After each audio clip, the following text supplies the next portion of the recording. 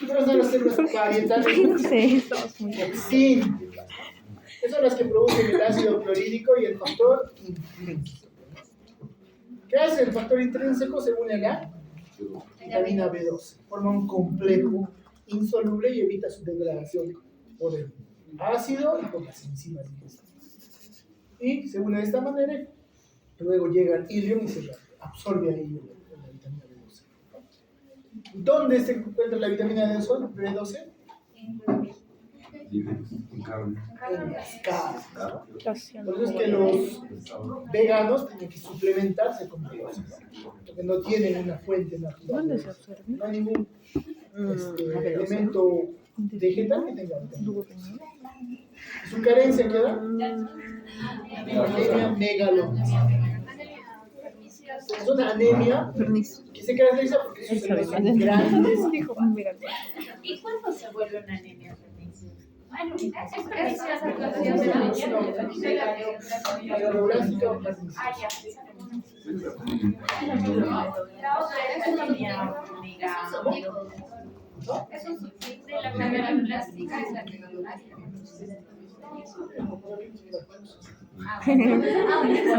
Yo mi examen para fines. Las células parietales tienen una característica, tienen canalículos intracelulares. Estos canalículos intracelulares, ¿no? Como canales que se comunican con la luz de la glándula.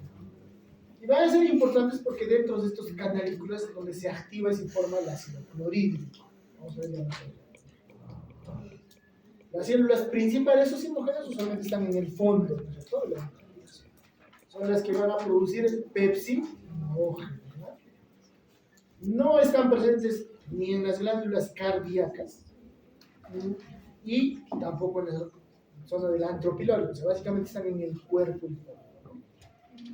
Y luego están las SNED, llamadas también argentafines o argirófilas, porque suelen dividirse con plata. ¿No? Hay muchos subtipos. Estas sustancias producen hormonas o sustancias que producen regulación para cría.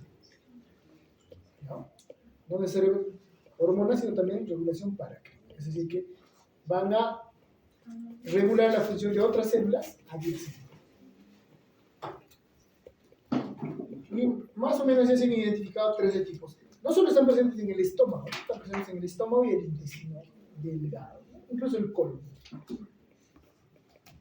Ahora, porque les decía, las células que producen el ácido clorhídrico tienen canalículos. Porque hacia estos canalículos se van a secretar activamente el cloro y los hidrogenados, y en la luz de esta hora se va a producir la reacción de formación de ácido clorhídrico. ¿Ya? Ahora, sí.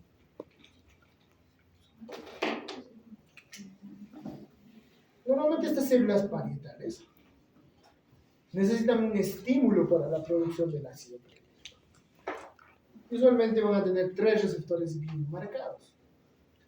Los receptores para acetilcolina, son receptores muscarínicos, receptores de histamina y receptores de gastrina. Porque esos 3 elementos estimulan la secreción de ácido gástrico. Otra vez, receptores de acetilcolina, receptores de gastrina y receptores de histamina. Y el receptor de histamina se llama receptor 2, H2.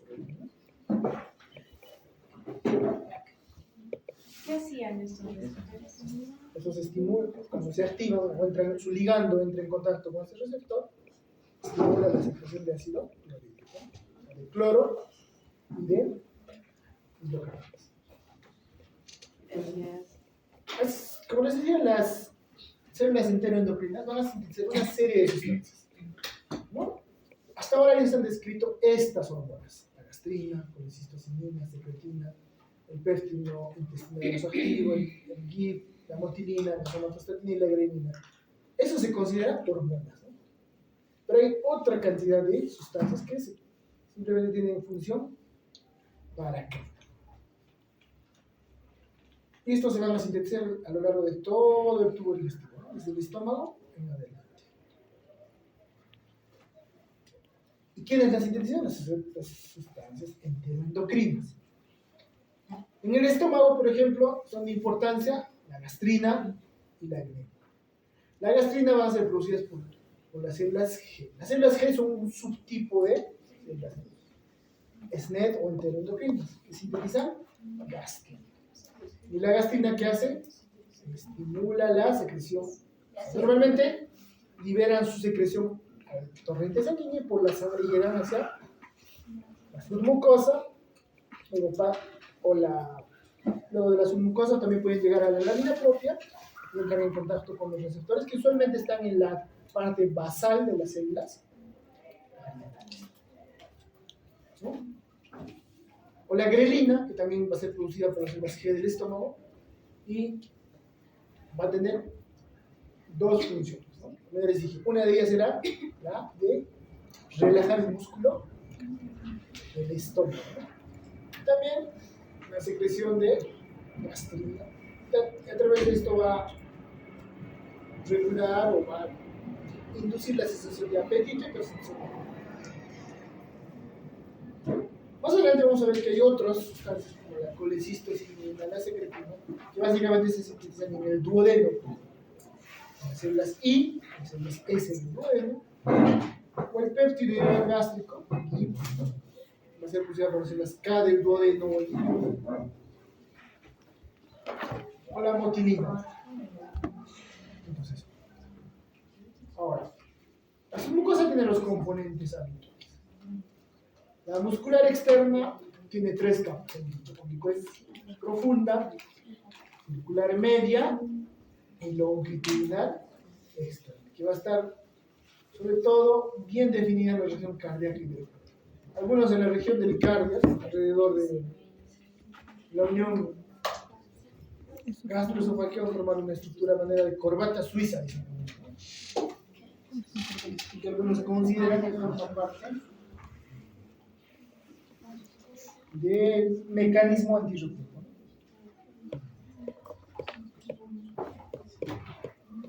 Finalmente, la células. El estómago es un tejido bien vascularizado. Tiene una regeneración muy rápida, ¿no? Cicatriza muy bien. Ahora. ¿Ah?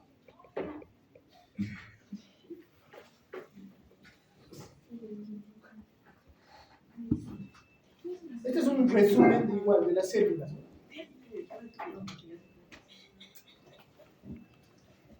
El epitelio de revestimiento, ya les dije, cilíndrico alto, cilíndrico ciliado. Produce el moco gástrico visible. Y se ha determinado que más o menos en el 75% de los seres humanos tiene proteínas antigénicas del sistema B. O sea, el mismo, ¿te acuerdan cuando hicimos eritrocitos? Sí. Esos mismos se repiten. ¿No? Ahora, este es un corte de estómago. La luz, lo que son las fositas gástricas, ¿no? Y aquí desencadenan o desembocan las glándulas. Entonces, ¿cuál es la función de estas glándulas gástricas llamadas oxínticas o púndicas? Producir el el jugo gástrico, ¿no? ¿Cuánto se produce en módulo? 2 a 3 litros más o menos, diarios, ¿no? Que tiene agua, obviamente, ácido clorhídrico, el factor intrínseco producido por las células parietales, el pepsinógeno, renina y lipasa gástrica, las células principales, ¿no? Y el moco soluble, ¿no? Porque el moco visible se adhiere a la célula, ¿no? Entonces, ¿cómo es el mecanismo de producción del ácido clorhídrico? Eso es complejo, ¿no? Pero vamos a hacer un resumen entendible. Vamos a sacar las células parietales. Esta sería la vida propia, donde hay algunos vasos capilares, ¿no? Ya les dije que tienen 3 receptores en su superficie, ¿no? Para acetilcolina, Gastrina. Buscar. E histamina. Esto. La gastrina es el estímulo más potente. El de la acetilcolina no es tan potente, ¿no? Es el menos potente, ¿no? La estimulación. Y el de la histamina lo hace en forma indirecta, decimos, ¿no?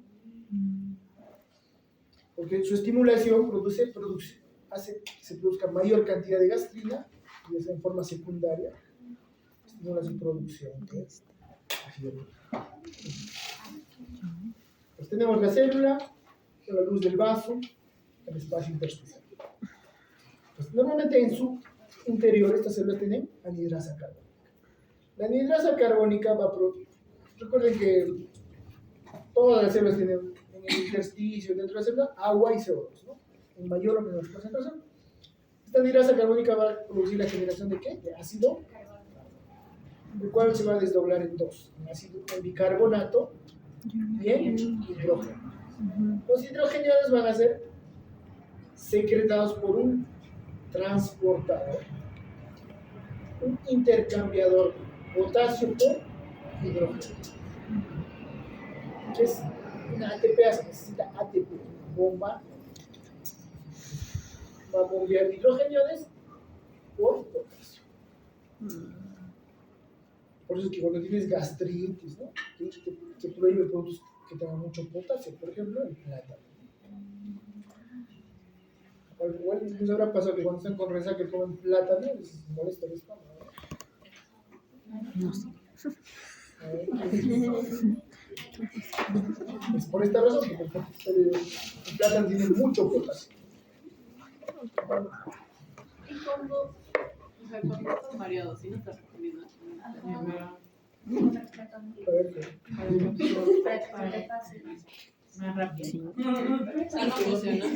¿cuál es la mejor recomendación para no marearse? Comer Comer grasa. y tomar Tomar agua. Tomar agua. Tomas alcohol y tomas agua a la vez.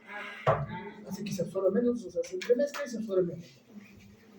Además que el agua tiene el aclaramiento gástrico más rápido. O sea, el estómago, cuanto más sólido es el alimento, más lentamente se aclara. Entonces, cuando es agua, se aclara más rápido.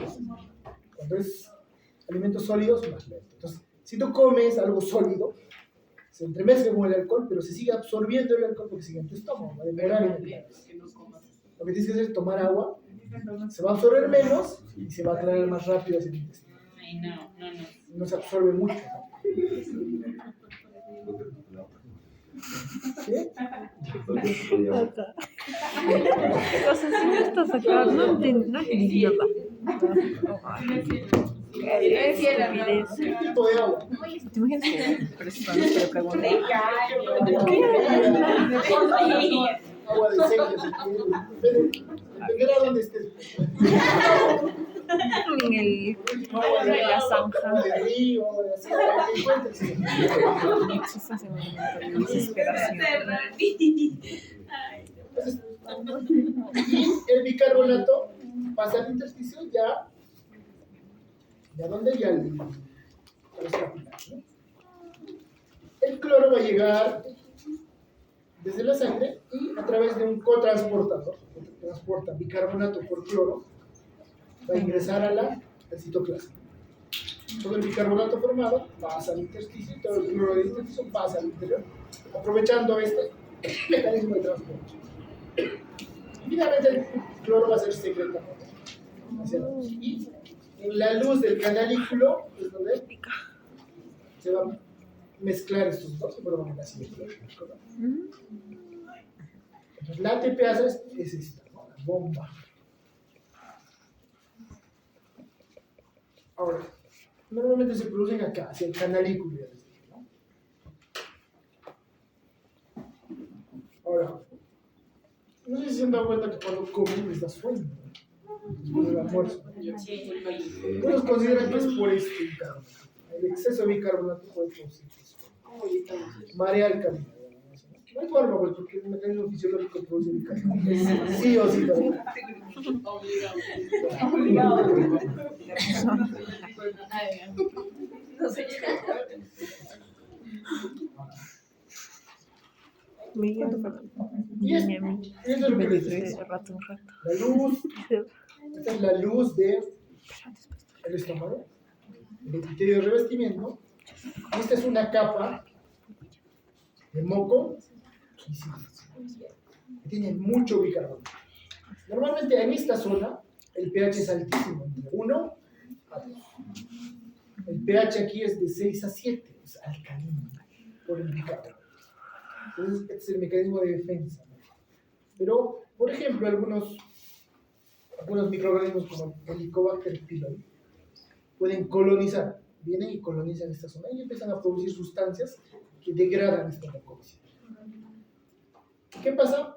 Que hay áreas del estómago que pierden su revestimiento de mucoviscible y el ácido entra en contacto directo con las fibras epiteliales y empieza a lesionar. Es el mecanismo por el que el Helicobacter pylori produce gastritis crónica, ¿no? ¿Está ahí claro? ¿Alguna pregunta? ¿No? No se recreo. ¿Cómo? Ahora, en función a esta secreción, se han creado medicamentos para la producción ácida, ¿no? Por ejemplo, para evitar la producción o estimulación de la histamina, hay medicamentos antihistamínicos, ¿no? Por ejemplo, la ranitidina, famotidina, simetidina, entre otros, ¿no? Pero también hay otros medicamentos que actúan sobre esta bomba directamente, sobre esta. Porque a esta bomba le llaman bomba de protones, porque si se dan cuenta, porque el transporte es un protón, ¿no? Y este es el sitio de acción de medicamentos como el omeprazol, lansoprazol y todos esos. Por eso se les llama inhibidores de bomba de protones, porque inhiben a esta bomba, impiden el transporte de potasio por hidrógeno, por lo tanto no se forma ácido clorhídrico en esto, ¿no? Y disminuye el pH, ¿no? El contenido gástrico. Es un tratamiento, ¿no? Para el reflujo, para la gastritis.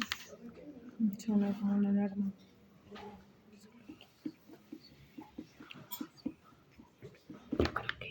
Yo creo que vamos a ver hasta acá. Ya hicimos la misma. A veces hay una falta dos que son 63. Entonces yo creo que hay que. Yo creo que Sí, hoy claro, alguna pregunta, ¿no? que el examen va a ser ¿Por qué no era 16. recomendado tomar plata? ¿Tomé? Por el potasio. Yo me he dicho que Bicarbonato. en algunos pacientes, sobre todo los que ya tienen predisposición, ¿no? Tienen un grado de gastritis, el exceso de plátano puede producir mayor intercambio de potasio o de protones. Otra cosa. Por eso. Ya. Mira, No se yo creo que termina. Porque te dan tratamiento que dicen, ¿no? Que prohíben cítrico, que tiene vitamina C, ácido, Yo creo que hasta el y que ahorita algunos ¿Cuántos alimentos endocrinos? como el plátano. No lo sé, yo creo que son 60. Vamos a. Yo me estoy bañando para. Ahora vamos al intestino delgado.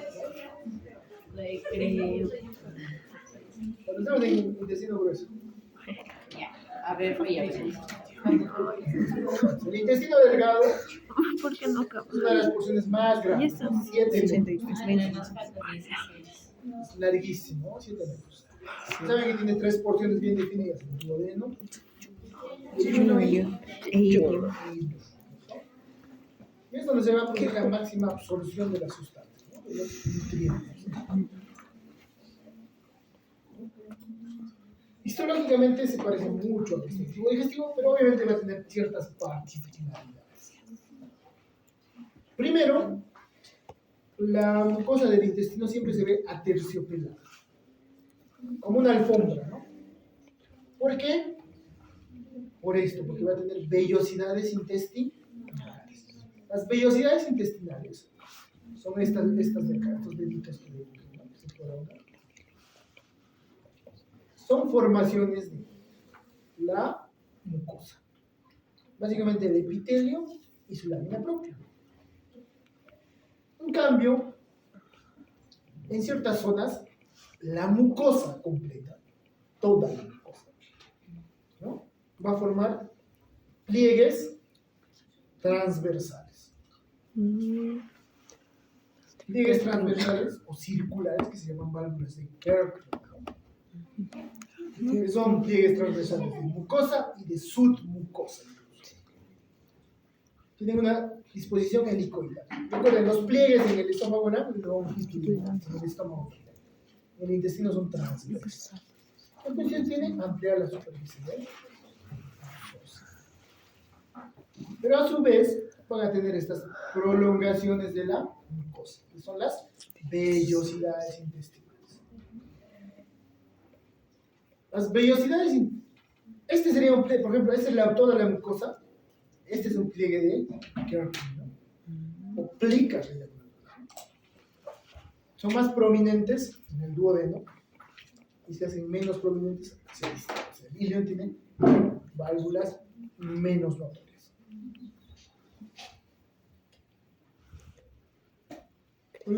Las vellosidades, esto es la mucosa del intestino, ¿no? Aterciopelada. Y estas son las vellosidades intestinales. Esta sería una vellosidad intestinal, ¿no? Estas son prolongaciones de la mucosa, solo mucosa, el epitelio, y va a tener una lámina propia en el interior, el eje conectivo de la lámina propia, que va a tener capilares, muchos capilares, y un vaso quilífero central, que es un vaso linfático, ¿no? Central ciego, porque inicia acá ciego. Y en la base de las vellosidades intestinales va a haber una prolongación hacia la lámina propia, que se llaman las glándulas intestinales, ¿no? Ahorita vamos a ver. Que se llaman también criptas de Lieberkühn. Las criptas de Lieberkühn están presentes tanto en intestino delgado como en intestino grueso. En ambas están presentes. Todo eso incrementa la superficie de absorción. Y finalmente, cada célula en su superficie luminal va a tener microvellosidades, que son modificaciones de su membrana, que también van para el incremento de la superficie de absorción. Esta es la glándula intestinal o cripta de Lieberkühn. Ahora, la muscularis mucosae se va a prolongar a esta zona, al centro de esta vellosidad intestinal, como una o dos capas, ¿no? Y se va a llamar músculo de Bruch en ese caso. B-R-U-C-K, músculo de Bruch, que va a ser una prolongación de la muscularis mucosae hacia la vellosidad intestinal.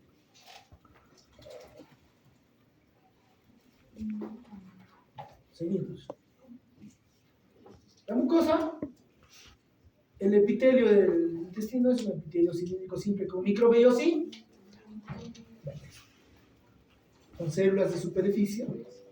Va a tener células caliciformes, también va a tener las células enteroendocrinas y en el ilion las células M, que ya habíamos visto cuando hicimos linfático, ¿no? Las células de revestimiento son células de absorción, enterocitos propiamente dichos. Núcleo basal, con muchas microvellosidades que le dan el aspecto en chapa estriada. Algunos se llaman borde o chapa estriada, ¿no? Esta porción luminal. Justamente en estas superficies donde se va a llevar a cabo la digestión y absorción de nutrientes. Se van a degradar los ácidos grasos en triglicéridos, se van a formar los kilomicrones, y eso se transporta hacia la lámina basal, hacia los vasos químicos, ¿no? Las células caliciformes ya las conocen, tienen forma de un cáliz o copa, Su núcleo es basal, que es como si fuese el tallo de la copa, y muchos gránulos de mucinógeno, ¿no? Son las llamadas glándulas unicelulares. Cuanto más distal, más frecuentes. En el colon son muy abundantes. Luego están las células enteroendocrinas, pues son el 1% de las células, ¿no? En las que se producen hormonas en el tracto gastrointestinal. Las células M o micropliegues son células planas que se ubican en las zonas donde hay nódulos linfoideos en la submucosa, ¿no? Sobre todo en donde, en el ilion, ¿no? En el ilion, ¿cómo se llaman los nódulos linfoideos? En las placas de Peyre. Entonces, en la superficie de las mucosas, en las placas de Peyre, encontramos células M. Esas son células que fagocitan y transportan antígenos, ¿no? Hacia el interior. A lo bueno, ¿sabes?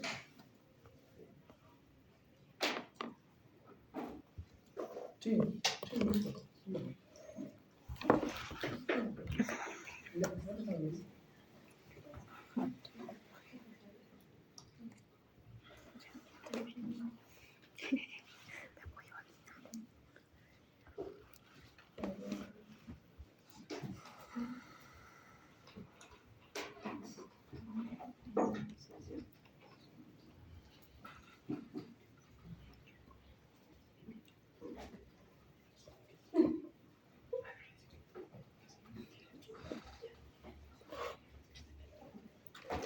Me parece, digamos.